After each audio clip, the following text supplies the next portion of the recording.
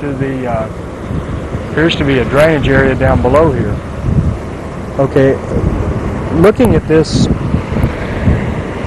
going to try to kneel down and get a better angle. Might be more visible that way.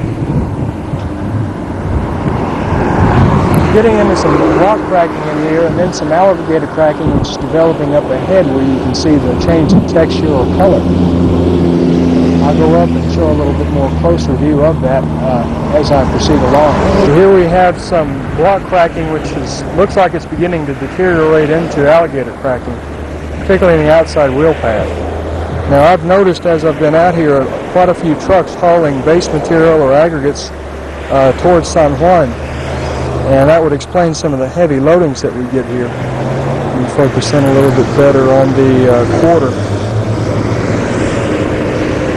Since the blocks aren't moving, I guess we'll have to consider this to be a moderate severity crack according to our classification system.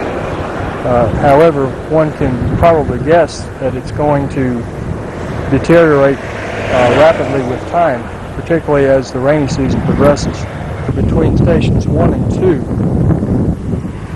and that is the type of distress that we often see out here on this test section. Have a location in here where there's some cracking in the middle, longitudinal cracking. Stop and try to show that.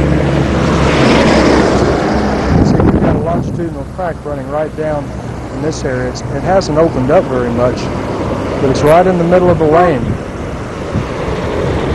in between the wheel paths.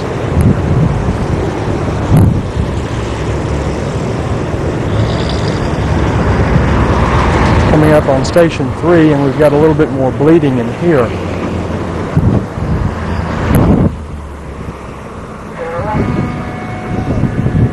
You can also see up around station 4 where we get into a color change. That almost looks like a place where the laydown machine dumped their wings, and we got some segregation.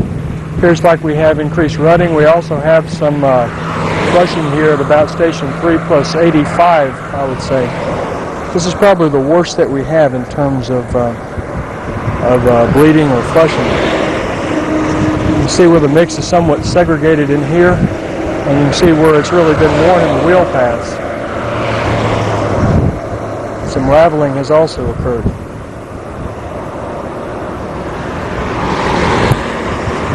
Coming up towards the end of the test section, here's another point where we can see some segregation and some bleeding. And subsequent rutting, which is also taking place. It'll be interesting to see what the overlay thickness is here. And let me stop and show something else before I go forward. Block cracking. It's a nice example of it, I guess, for showing folks who are looking for a guide to doing a distress survey.